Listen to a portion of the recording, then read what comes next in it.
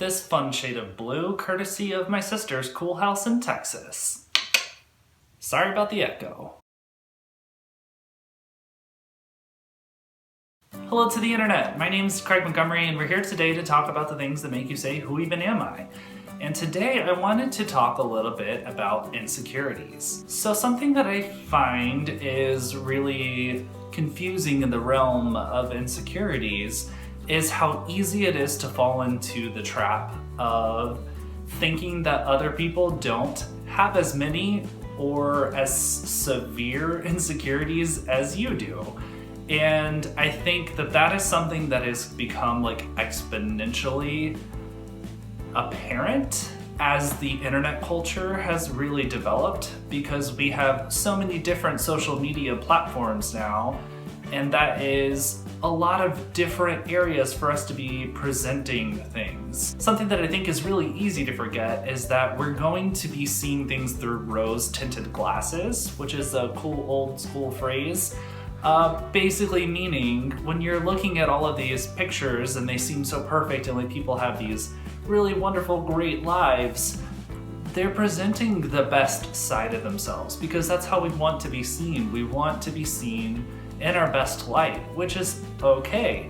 But something that I've noticed for myself is if I overload myself with that imagery and those posts on all of these different social media sites, it can be really easy to get into a rut of comparing myself to these rose-tinted glasses that I'm seeing, and I'm like, I'm just full of insecurity, and look at all this happy-go-lucky life that other people are having. What am I doing wrong?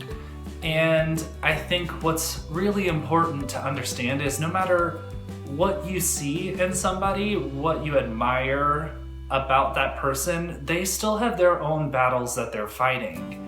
And just because we're not talking about it, which I think we should talk about it, of course, per this channel of me talking about things that people don't usually talk about, just because they're not talking about those insecurities doesn't mean that they're not fighting them, that they don't have their own struggles and their own things that make them feel invaluable and inferior.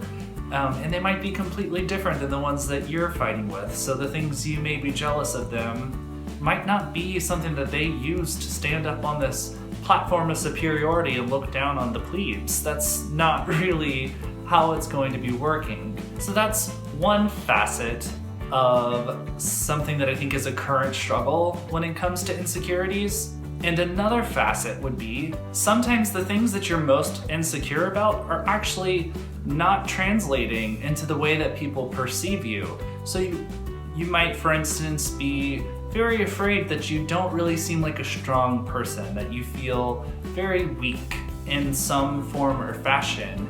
And often, if you talk to people, they're not going to be perceiving you that way. They're gonna be a little surprised that you feel so insecure about that, because either they just don't see you as weak, or sometimes they actually see you as very strong. And I think that's actually because we put a lot of work into the areas that we're insecure in, and sometimes that can be overcompensating, but oftentimes it makes us grow in that direction. It's like, I feel insecure that I don't know how to do this thing, so I'm gonna put a lot of work into it.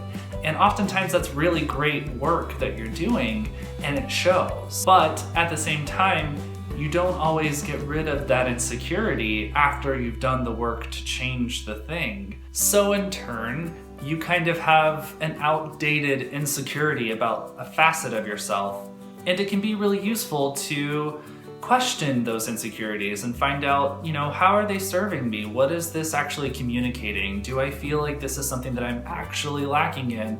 Or am I just having a sort of soft emotional response to stimulus in my environment?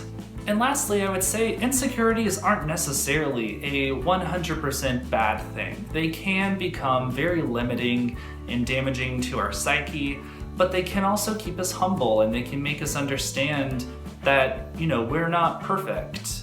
And it can be ways for us to see other people and to be soft with them in the places where they feel insecure.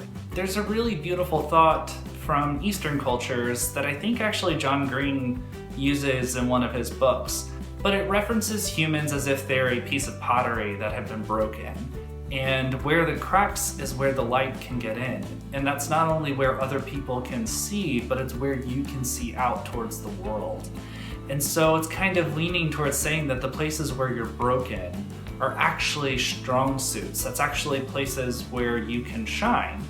And I think that's a really beautiful statement, and I think it's pretty true into the fact that we're naturally going to be inclined to do that hard work that I was mentioning in the areas where we feel like we're lacking. So you're going to build up knowledge and skills around these areas that you feel really insecure about. And those are then places that you can bring to other people and help shine light on them and show them the things that you've learned and the ways that you've learned to cope with feeling insecure about those things. So that's kind of my hodgepodge thoughts on having insecurities, dealing with insecurities, working through insecurities, and a little bit of why I think that insecurities can help us connect with others.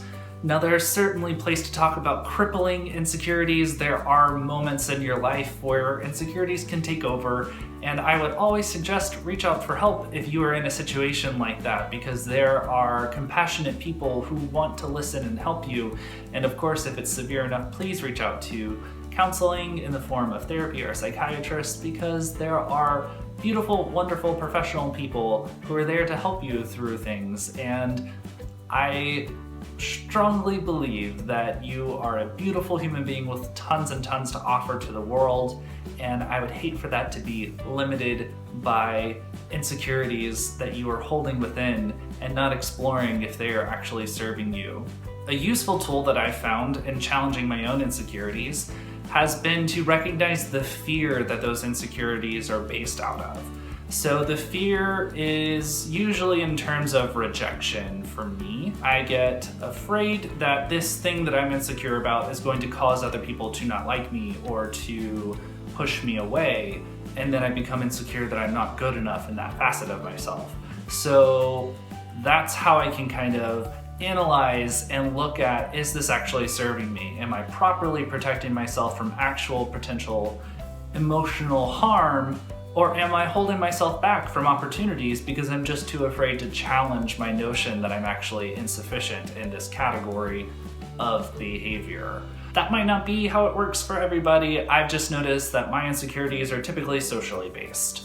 So doing some work in that area, sitting down and looking at your insecurities, what is the fear here? What am I actually afraid of? And finding out if it's serving you well or not. And if it isn't, do some challenging and try and push yourself a little bit to get out of your comfort zone and show yourself that you actually have less reason to be insecure about that thing than you think you do. Because I'm pretty sure that's true. Thank you guys so much for the views and likes. I really appreciate it. If you have any thoughts on insecurities and how you deal with them, I'd love if you leave me a comment below. Give the video a like if you like it, and please subscribe to my channel. I release videos every Tuesday, and that way they'll come straight to you. You won't have to come find them, which is super fun. And as always, take care of yourself.